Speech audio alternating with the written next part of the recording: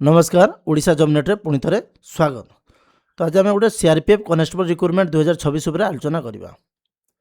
देखो ये रोचे आमर सीआरपीएफ कनेस्टेबल ट्रेड्समैन 9195 पोस्ट रोचे।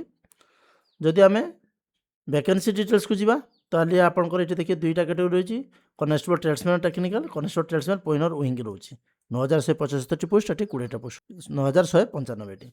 एजुकेशन क्वालिफिकेशन जो देखा आपंकर ये ड्राइवर रही मैट्रिकुलेसन प्लस हेवी मोटर ट्रांसपोर्टर तो लाइसेंस रही ठीक है।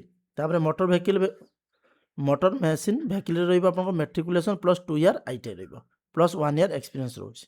अदर ट्रेड्समैन रही मैट्रिकुलेसन स्किल इन रिलेटेड ट्रेड माने आप किसी ना किसी एक्सपीरियंस होता दरकार जो स्किल से बाहर जो पोस्ट बाहर ठीक है।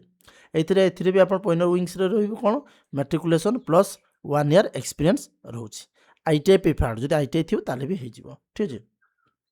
एज लिमिट से 21 रु 27 ड्राइवर पर ऑल अदर पोस्ट 18 रु 23 रोचे। एप्लिकेशन फी रोचे जनरल ओबीसी ईडब्ल्यूएस 100 टंका एससी एसटी फीमेल छाड़ रोचे। सैलरी आपंकर 21,700 रु 69,100 टंका रोचे। Additional allowance as per CRPF form रे रोचे।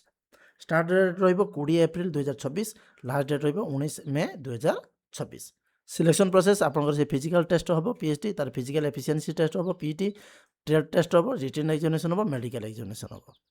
हाउ टू अप्लाई ऑनलाइन जी अप्लाई करेंगे तो लिंक टी मुझे दे आम लिंक एक्टिव ही नहीं कहीं आसी ना लिंक आसला मैंने आम एटू एक्टिव करदेबू आप क्लिक कर डायरेक्ट वेबसाइट को जापरेंगे। बाकी नोटिफिकेशन पर क्लिक कर नोटिफिकेशन चेक करेंगे कौन थे कौन डिटेल्स नोटिफिकेशन आप ऑफिशियल नोटिफिकेशन द्वारा देखिपारे।